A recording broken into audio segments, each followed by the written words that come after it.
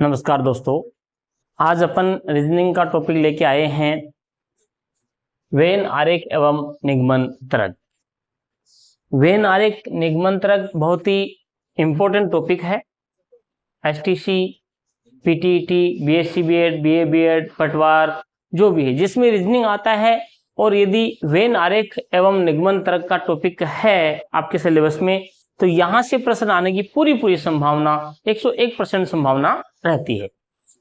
अपन देखते हैं, जैसा कि आपको वेन आरेख एवं निगमन तर्क में ये चित्र दिखाई दे रहा है। इसमें 3 प्रकार के चित्र हैं। 3 प्रकार के चित्र कैसे हैं? एक तो इसमें त्रिभुज दिखाई दे रहा है। त्रिभुज के अंदर जो भी संख्याएं हैं, जैसा कि 7 है, 8 है, 5 है, ये तीनों संख्याएं अध्यापक हैं। ठीक है। एक आपको वर्त दिखाई दे रहा है, सर्किल है ना।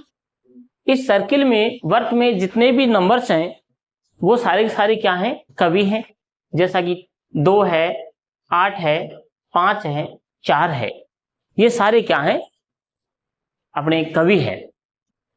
अब आप कहेंगे सर कि सर 5 है, ये तो सर्किल में तो है ही है, त्रिभुज में भी है और इसमें आयत में भी है, तो कोई बात नहीं, रहने दो। लेकिन वर्त के अंदर तो है, सर्किल के अंदर तो है, तो ये कवि है। और अब ये जो चित्र है आयत वाला, इसमें जो भी है 6, 5, 4, 3, ये क्या है? लेखक हैं। अब एक बात आपके अच्छी तरह से समझ में आ जानी चाहिए कि त्रिभुज में जो अंक हैं वो अध्यापक हैं, कवि में, सर्किल में जो अंक हैं वो कवि हैं, और आयत में जो अंक हैं वो लेखक हैं। ठीक है। अब इस चित्र को ध्यानपूर्वक देखेंगे, आप समझेंगे कौन सा अंक किस में है और वो किस कैटेगरी में जाता है। अब हम इसके अनुसार प्रश्न हल करेंगे यहाँ पर।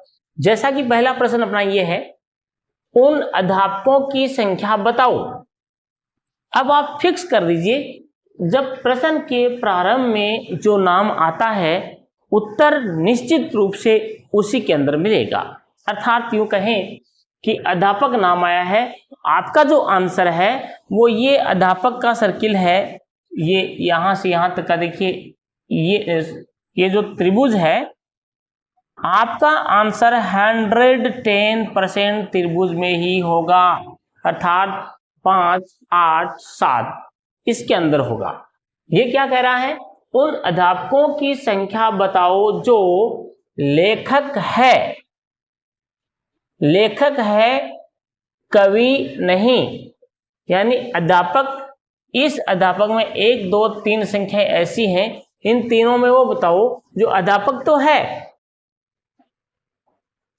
कवि नहीं। कवि का मतलब ये रहा सर्किल। सर्किल में नहीं आना चाहिए। तो देखो, ये अध्यापक में ऐसा बताना है जो लेखक है। अब लेखक के लिए अपने को इसमें आना चाहिएगा। देखो 1, 2, 3, 4, इसमें से उत्तर होना चाहिए। लेखक तो है लेकिन वो कवि नहीं होना चाहिए। कवि नहीं होना चाहिए का मतलब इस सर्किल के अंदर वो नहीं आना चाहिए। अब भाई साहब, सर्किल के अंदर तो ये एक ही था अध्यापक जो इस सर्किल में आ गया, है ना। तो अब इसका आंसर क्या हो जाएगा? इसमें से कोई नहीं है। जैसे कि ये आ गया आंसर, ये रहा, इसमें से कोई नहीं है, क्योंकि इसने पूछा है उन अध्यापकों की संख्या बताओ। ये रहे अध्यापक 1, 2, 3, ये हैं जो लेखक हैं। तो लेखक मतलब इसके अंदर आने चाहिए। इसमें तो 5 ही है लेकिन कवि नहीं है। इसने कहा कि कवि नहीं होना चाहिए, अर्थात है त्रिभुज, इसके सर्किल के अंदर वो आना नहीं चाहिए, और ये सर्किल में तो आ गया, इसलिए इसमें आंसर क्या हो जाएगा? कोई नहीं हो जाएगा। दूसरा प्रश्न देखिए आप, वह कवि जो लेखक व अध्यापक भी है। यानी अब आपका आंसर कवि वाले चित्र में जाएगा। ये रहा कवि।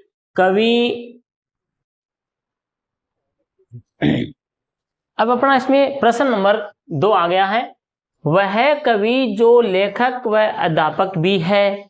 यानी ऐसा कवि देखो, कवि का मतलब इस सर्किल में ऐसी संख्या देखो जो लेखक में भी आ जाए और अध्यापक में भी आ जाए।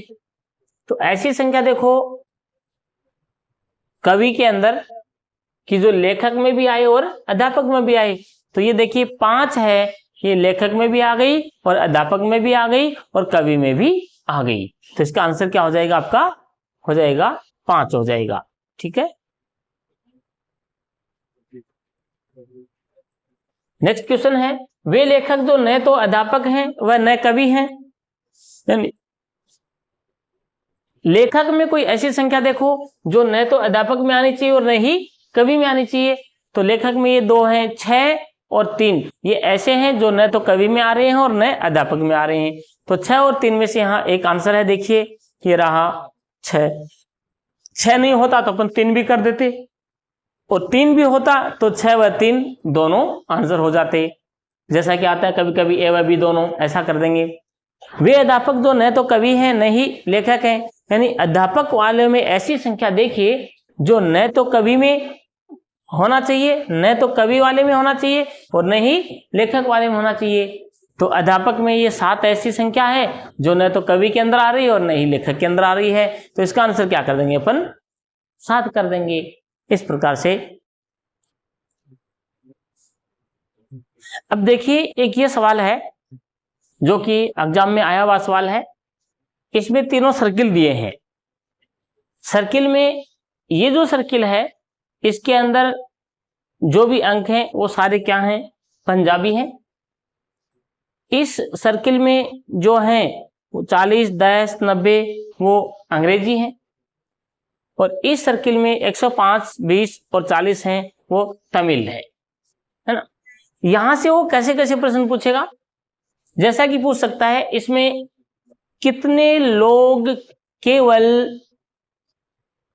केवल अंग्रेजी ही बोलते हैं। तो आप अंग्रेजी वाले चित्र में जाइए और ऐसा अंक देखो जो केवल अंग्रेजी वाले चित्र में अकेला पड़ा हुआ हो अलग से, यानी किसी दूसरे अन्य सर्किल में नहीं आना चाहिए। तो 90 आपको दिख रहा है, ये न तो पंजाबी वाले में आ रहा है न ही तमिल वाले में, तो ये 90 हैं। 90 अंक मानो, 90 लोग मानो जो कि केवल अंग्रेजी बोलते हैं, बाकी दूसरी भाषा इसको नहीं आता है। ऐसे ही यदि इसको पूछ लिया जाए कि ऐसे कितने लोग हैं जो केवल पंजाबी भाषा जानते हैं, है ना, पंजाबी भाषा, तो देखिए ये पंजाबी भाषा का ये सर्किल है और 115 लोग हैं जो केवल पंजाबी बोलते हैं। ऐसे कितने लोग हैं जो केवल तमिल भाषा बोलते हैं?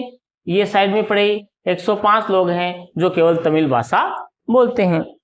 अब आपसे पूछ लिया जाए कि बताइए कितने लोग ऐसे हैं जो तमिल, पंजाबी व अंग्रेजी तीनों ही भाषाएं बोलते हैं। तो तीनों भाषाओं का मैंने लॉजिक दिया था थोड़ी देर पहले। यदि तीनों ही काम करने वाला पूछे तो चित्र के बीचों बीच सेंटर पॉइंट में जाना, और सेंटर पॉइंट यहाँ पर क्या पड़ा है? बिल्कुल खाली पड़ा है। ऐसे कोई भी लोग नहीं है जो तीनों भाषाएं जानते हों। अब जैसे कि प्रश्न पूछ लिया जाए आपसे कि ऐसे कितने लोग हैं जो तमिल व पंजाबी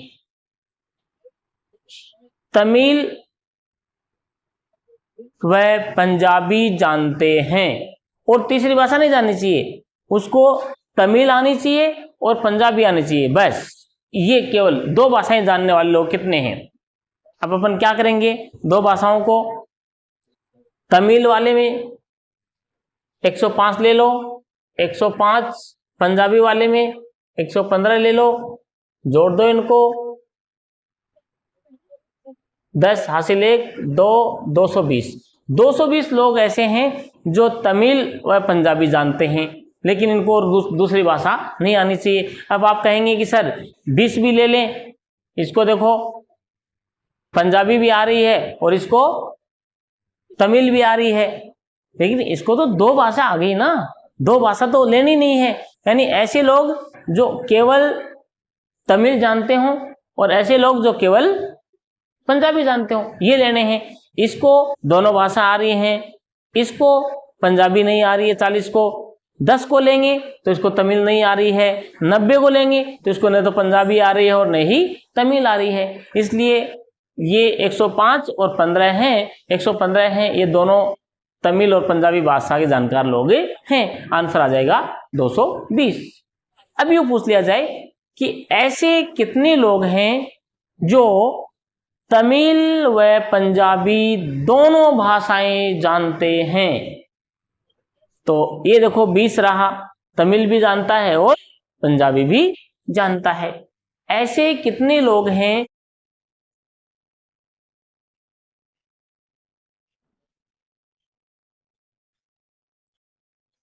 ना। आज का नया टॉपिक है तार्किक वैधानिक। तार्किक वैधानिक में अपने को क्या करना है, केवल इन नामों को समझना। ये जो प्रसंग में नाम लिए जाएंगे, जैसे कि माता और पिता। माता और पिता क्या एक दूसरे के अंदर हो सकते हैं? माँ के अंदर पिता हो सकता है, पिता के अंदर माँ हो सकती है? नहीं साहब, नहीं हो सकती। दोनों क्या है, अलग अलग जगह जनवर है, तो हम अलग अलग करेंगे। तो देखो ये दोनों कटे हुए नहीं होगा, एक के अंदर एक है। तो क्या माँ के अंदर पिताजी, पिता के अंदर माँ हो सकती है? नहीं हो सकती शायद। ये माँ है, ये पिताजी है, दोनों अलग अलग है, तो इसका आंसर क्या हो जाएगा, ये हो जाएगा। अब ऐसा ही है कुत्ता और बिल्ली। कुत्ता अलग होता है, बिल्ली बिल्ली होती है, दोनों अलग अलग हैं। दोनों के वेद आरित बन जाएंगे, कुत्ता और ये बिल्ली। कुत्ता बिल्ली पालतू। कुछ कुत्ते होते हैं वो पालतू होते हैं, कुछ बिल्लियां पालतू होती हैं। तो जब कुछ कुछ होते हैं तो ये कुत्ते हैं और ये बिल्लियां हैं। कुछ बिल्लियां पालतू, कुछ कुत्ते पालतू। हेलो साहब, आपका हो गया चित्र। ये बिल्लियां हैं, ये पालतू। यानी थोड़े से लोग होते हैं वो पालतू होते हैं, बाकी आवारा होते हैं। थोड़ी बिल्लियां पालतू होती हैं, बाकी आवारा होती हैं। इसका हमने आपसे पूछे कि कुत्ता बिल्ली पालतू का वेद कैसा बनेगा, कैसे बनेगा। अब ये तो प्रश्न है 4 नंबर वाला ही, आप बताइए कैसे बनेगा।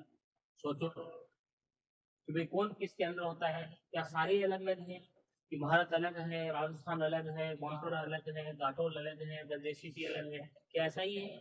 नहीं साहब, ऐसा नहीं है। कैसे है तो भारत के अंदर क्या है, राजस्थान है। तो हम ये बनाएंगे भारत, भारत में बना दिया राजस्थान। राजस्थान